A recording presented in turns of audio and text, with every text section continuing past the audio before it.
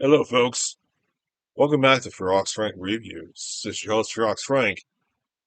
Yesterday, I talked about The Tingler, which is the first Willaim Castle film on my show.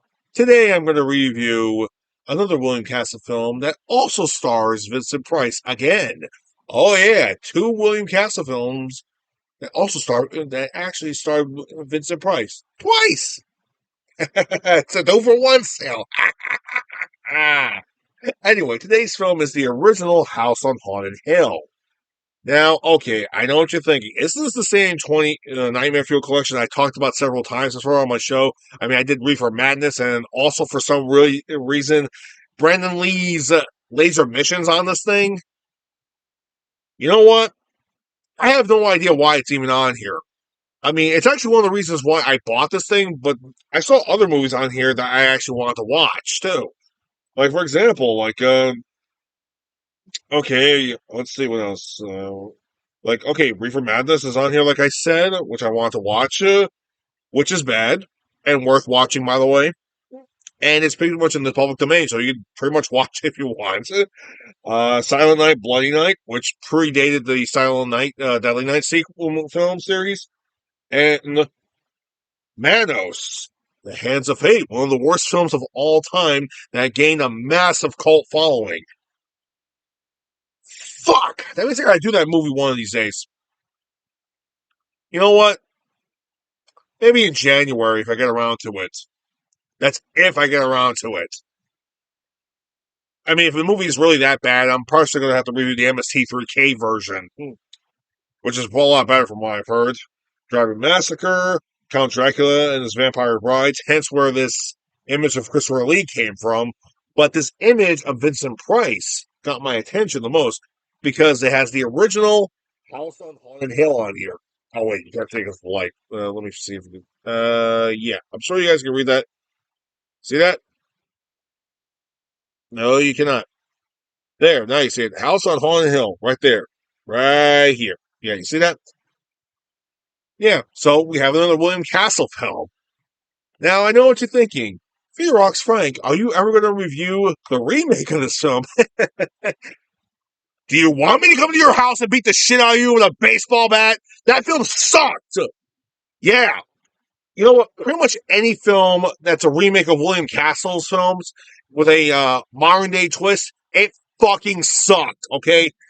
God, I mean, House on the Haunted Hills remake was fucking terrible. The only thing that was good in that movie was Jeffrey Rush being a Vincent Price doppelganger, and he was half-assing it. You know, I just realized something. I know Jeffrey Rush is a really good actor and all, and he does his best to be a Vincent Price impersonator, but just hear me out. Wouldn't it have been more better if he did the whole film as Captain Barbosa from Pirates of the Caribbean? Wouldn't you rather see that? Probably not, because it's not Disney. It's not Disney family friendly material. That fucking Disney sucks. Well, speaking of Disney, you expect me to do Hocus Pocus too? Yeah, no, I'm not doing that one because I don't have a physical copy of that film. Plus, I'm pretty sure maybe Disney might not release it. Maybe it did. They did release it, but I really don't give a shit. What about 13 Ghosts? Am I going to review that film? Yeah, maybe the original version. As for the remake, the only thing that's good about that film is F. Murray Abraham, Tony Shalhoub, and Matthew Willard. Other than that, the film's a real giant piece of shit. Seriously, it's just a giant ectoplasmic pile of shit. Now that I said that in my piece about those films, because they're fucking terrible, better off watching the originals. So what about this original film? Well, it pretty much has the exact same premise as the remake. It's just Vincent Price is hosting a party, a ghoulishly haunted party with intrigue and possibly murder. And he does it in the most Vincent Price way possible. Oh, you just gotta look. You know what? Vincent Price is like one of the best things about this movie. Like seriously, with the Tingler, he eats up the screen regardless. With this film, Oh, when he's on screen, he does a devilishly good job. To the point where you just love Vincent Price. And who doesn't, honestly? Oh, so anyway, it's his wife's birthday, and it's now a night of mystery, so the ghosts and ghouls. But the movie actually has a guy whose family actually was murdered and pretty much talks about the ghosts all the time. And he's the resident drunk in the movie. Now, we're not too sure if there are ghosts or not. So that's the one thing I like about this movie. It's intrigue. And there are two caretakers who, well, are kind of ghoulish, to say the least. Honestly, I mean, with the female caretaker, I mean, the young and lead actress in the movie, who's ever so delightful, who's actually a really lovely young lady. And Vincent just calls her, look at her. Isn't she so pretty? Ooh. You just get shivers every time he says it like that, though. It's very creepy, but when the way he says it, it's creepy, but yet satisfying the way he says it. Because it's Vincent Price. Oh, man. That's really, Vince, you really creep us out. But it's a chilling type of creep, and we like it. Hey. But yeah, this girl screams a lot throughout the whole movie, though. Basically, his wife, on the other hand, she wants his money. That's all there is to it. I mean, all we have is a young girl who's a receptionist, a journalist, a female character, a psychiatrist, and an Air Force pilot, and the drunk. Vincent's, Vincent Price and his wife. And there we go. There's the whole cast. The caretakers actually leave a little bit earlier than expected, lock everybody in. And all it is, all fights start to happen. Some mysterious forces start to happen, give or take. Like the ghosts want to kill everybody.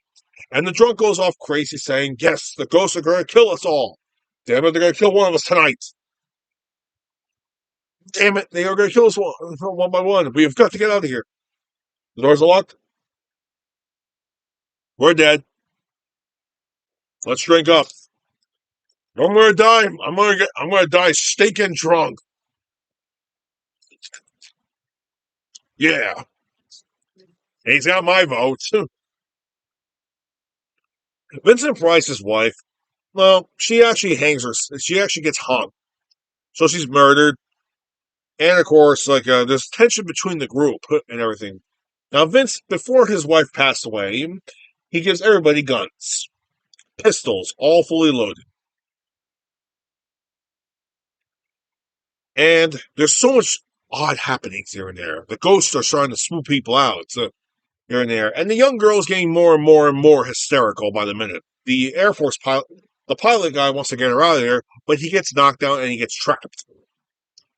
So, and then later on, we see Vincent doesn't trust anybody. So he knows there's trouble afoot somewhere. He doesn't trust anybody. And he really shouldn't, because it turns out that, well, his wife is now one of the ghosts, and it creeps the girl out even more. Some more odd things happen. Creep her out even more. Oh, man. It is just ever so creepy.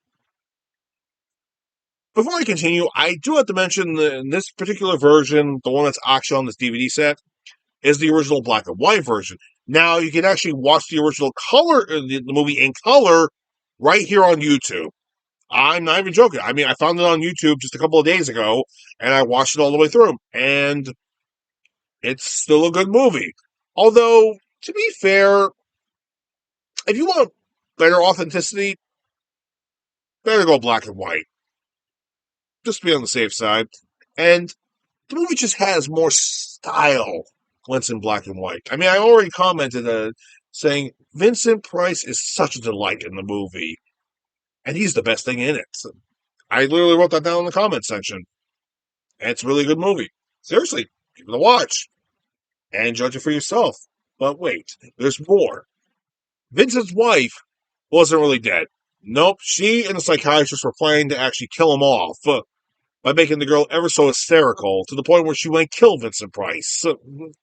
So at some point, the girl does escape. Vince actually does make his way down to the wine cellar, where there's actually a trap door with acid in it. Yes, real life acid. Anyway, the girl freaks out and shoots Vincent Price. He kills, and he kills over. The girl runs upstairs. Psychiatrist comes down, tries to drag his body into the acid, and then the screen goes blank, and all we hear is ugh and a splash. The wife comes down, and some hauntings start to happen for no apparent reason, and a giant skeleton comes out of the acid pool, which scares the wife so much. And it's Vince talking, "Murderess, you got me, murderess. Now it's time to pay your due." And the skeleton basically pushes her into the acid where she dies. It's that I'm sure you've seen the clip multiple times, especially on Cinemassacre, where they kept on using that one clip with the girl getting pushed into the acid. Yeah, that's from this movie. Oh, and it gets better. You want to know what's even more better? It turns out Vince wasn't really dead the whole time either. He tricked us.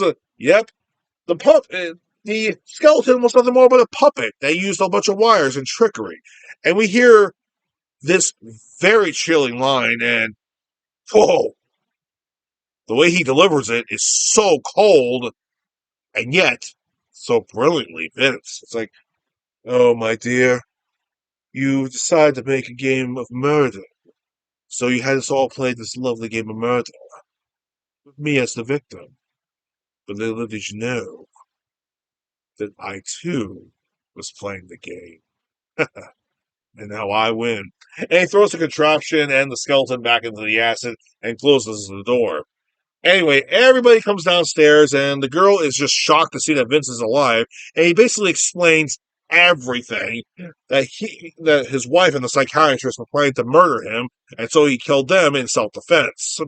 So basically, when we heard so when the screen went black earlier, and we heard the and the splash, Vince basically judo through the guy and basically just threw him into the acid, killing him instantly. And what he says next is really damn jarring. It was really damn creepy, but it just goes to show how much he takes full responsibility, as Vincent Price said he is. He goes, "I'm ready for the law to judge me for what I am, whether guilty or innocent. It does not matter. I'm ready to let the law judge me." And so they all go upstairs to finish the drink, get some drinks. But the drunk guy gets a closer look in the acid. He goes, "There were once 7. Now there are 9. They're coming for me next. They're coming for me next." And the movie ends right there on the spot. So were there really ghosts in this movie? It's mostly the movie actually had hysteria in it. That's what drove the movie around. And it's Vince, and it's basically the atmospheric horror and Vincent's acting that makes the movie so good. In a way, it's definitely a film that you might want to watch. There's no ghosts in this movie, but yes, I know in the remake there actually are ghosts. But that thing is, that movie is all kinds of fucked up. So I wouldn't recommend that movie at all. I mean, unless you want like a full fucked up gore fest towards the end and a really horrible CGI fuck fest. Oh god. Like I said, the only thing that's good in that movie is Jeffrey Rush's acting. That's it. Everything else is just total crap. So yeah, fuck that film. Stick with the original because let's face it, there's only one OG Vincent Price, and he is one of the best things that's in the movie. Anyway, that's basically it. Huh. I think Joe wants to do. Well, anyway, Joe's going to do a couple of new. Is actually just did his one video, and now he's got to do another one. So after his next video, I think he wants me to do another video on something he wants me to review. Better not be something bad. Anyway, Fearlocks Frank,